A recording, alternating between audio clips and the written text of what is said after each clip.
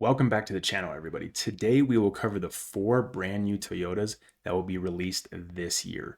I'm also curious on your thoughts on this video, so comment below on which Toyota you are most excited for, and don't forget to subscribe. So let's kick things off with the Toyota Crown Signia, which will hit dealerships this summer. This to me is the least interesting vehicle in this video, but I think it could have the most interesting outcome. That's because the Crown Signia is replacing the Toyota Venza. And yes, I know what the heck is the Venza. I wouldn't be surprised if you've actually never seen a Venza. The Venza was supposed to be the appliance vehicle family friendly alternative to the RAV4. Similar to think about like how the Highlander is that appliance family friendly vehicle to the Sequoia and the 4Runner. But the Venza just didn't sell. In fact, if you look at the total sales for the Venza over its 15-year lifespan, it was just over 400,000 vehicles. The RAV4, however, sold at least that many vehicles in just 1 year. So what went wrong with the Venza? Why didn't it sell? Well, even though it was more luxurious than the RAV4 and it had better on-road drive quality and performance, it had significantly smaller interior and cargo space. The Venza also had a higher price tag than the RAV4. So it was actually competing against the Lexus products like the Lexus NX and RX, not actually the RAV4. And most consumers, when hitting a certain price point with a Toyota, they're always going to pick the Lexus. So time will tell if the Crown Signia sells better in that crossover appliance car market than the Venza. And I think its features are off to a good start. The Crown Signia will have a hybrid engine with 243 horsepower and will come standard in all-wheel drive. It is averaging 36 miles per gallon, and more importantly, unlike the Venza, the Signia is actually bigger than the RAV4, but not too big that it starts approaching Highlander size. However, nobody wants to spend big bucks on a family hauler appliance vehicle. So again, if the price point is too high, consumers will always choose the Lexus products over the Toyota products. And as of now, Toyota has not released that pricing yet for the Venza. But the Lexus RX hybrid starts at 52 grand. So for Toyota to be successful with this product line, I think the Crown Signia will have to at least start at its lowest trim at around $42,000. Now, in the spring of this year, the 9th generation Toyota Camry is supposed to come out.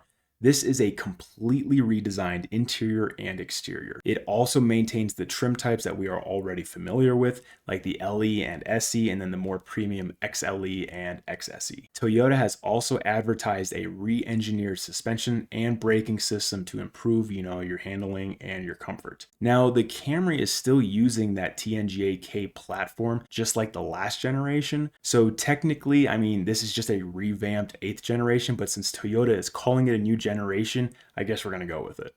Now, the biggest change for this Camry is the powertrain.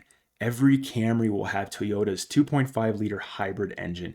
You will always get a hybrid if you buy a Camry. Fuel economy has not been released, but we can expect somewhere from 45 to 50 miles per gallon. But Toyota has released its performance specs, so the front-wheel drive model will have 225 horsepower, and then the all-wheel drive model will have 232 horsepower.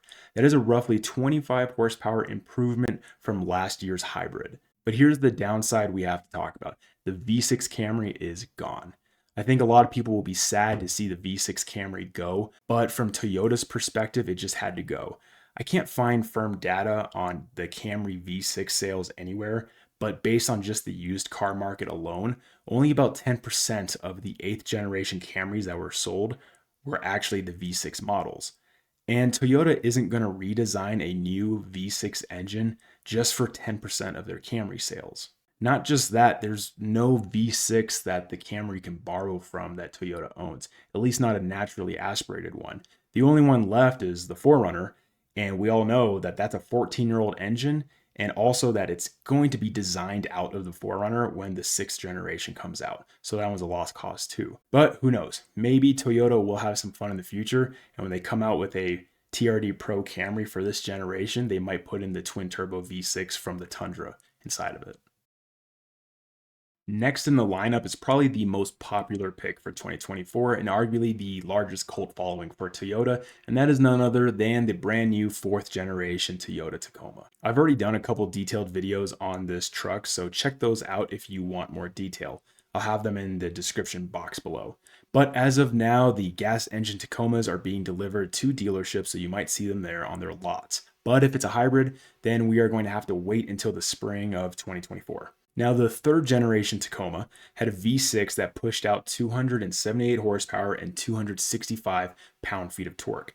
The 4th gen has a 2.4 liter 4-cylinder turbo engine, and that is going to have 278 horsepower and 317 pound-feet of torque. So there's improvement on that side for the torque. But then there's the hybrid 4-cylinder that you have to consider. That one will have even bigger performance with 326 horsepower and then a huge spec of 465 pound-feet of torque, which is actually more torque than the old V8 Tundra. Now, I'm focused on the powertrain here, but it's not just a powertrain upgrade. The new Tacoma has a new platform and a new exterior design and a new interior design. This truck will be built on the TNGA F platform, just like the newest Tundra and the newest Sequoia. The Tacoma will also have a heavily upgraded interior, which most people will agree I think was desperately needed for the Tacoma. I mean, when we compare the 3rd gen interior to the 4th gen interior, you can really see how modern the newest Tacoma looks. This Tacoma will have 8 total trim types where prices can range from anywhere of $31,000 to probably $65,000 for the Trail Hunter. There's a lot of options for consumers if you go to their configuration tool, but be aware that certain features that Toyota advertises is just not always available for every trim type. Again, I've done a big video on this, but let me give you an example. Features like a manual transmission, 6-foot bed instead of 5 feet, a half cabin, all that is available, but just not on every model. And you can't always mix and match them if they are available on that model. Let's say you're looking at the TRD off-road. There is no half cabin offered, and if you want a manual transmission, then you can't get a hybrid and you can't get a 6-foot bed.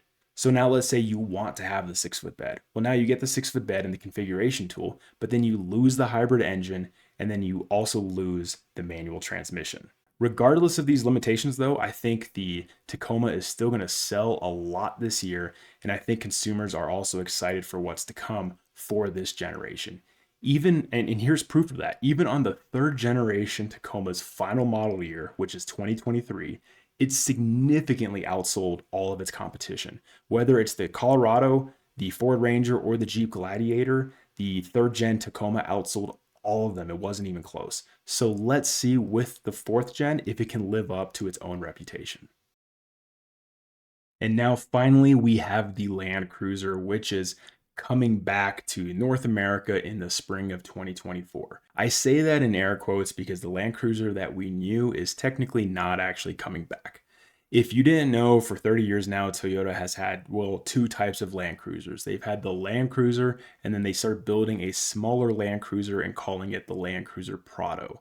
Think of it like how you have the Bronco and then the Bronco Sport, or maybe the Suburban and then the Tahoe. In 1990, Toyota released the J80 Land Cruiser, but also that's when they borrowed from the J70 Land Cruiser platform and decided to build the 1st generation Prado off of the J70. Then Toyota continued to update both of those Land Cruisers. The J80 became the J100, while the J70 Prado became the J90 Prado. Next, the J100 became the J200, which was then discontinued in the United States in 2021.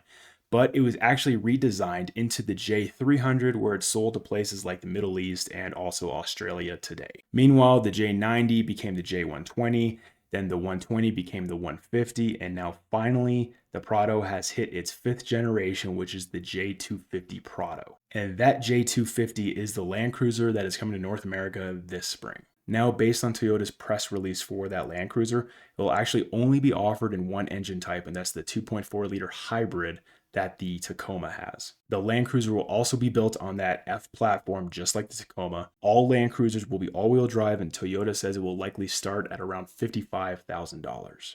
Now, I just gave some minor key features of the Land Cruiser, but Toyota has released some preliminary spec sheets for the vehicle, which I'll pull up right now. And I hate to say it, but if you didn't know what this spec sheet was for, reading this, you would kind of think it's for a 6th generation 4Runner. And because of that, the Land Cruiser is the Toyota vehicle I am most interested in. Not because I want this thing, but mainly because I'm a 4Runner fan. And I don't see how this vehicle isn't going to be a direct competitor to the 4Runner's market. I'm really curious what Toyota's strategy is by bringing the Prado to the United States. And considering that Toyota has yet to announce a redesign effort for the 6th generation 4Runner, it actually makes you wonder what Toyota will announce in 2024 for the 4Runner. There is now it's small, but there's a real chance that Toyota may discontinue the 4Runner. And I don't want to believe it because I am a huge fan of the 4Runner, but it doesn't make sense why Toyota will have a Land Cruiser in the United States and also a 6th generation 4Runner in the United States.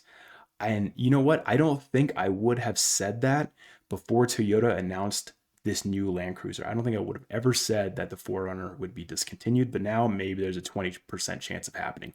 Because of that, the Land Cruiser is the vehicle I'll be paying attention to the most, especially for its sales. Now, those are the 4 brand new Toyotas coming to America this year. I'm curious which one you are most interested in and why. I want to see if there's any love for the Crown Signia out there. Now, me personally, I just said it's a Land Cruiser. I know a ton of you are going to love the Tacoma, and there's a big size of you too that are also looking forward to that Camry. So let me know in the comments below. And if you like content like this, don't forget to subscribe for more.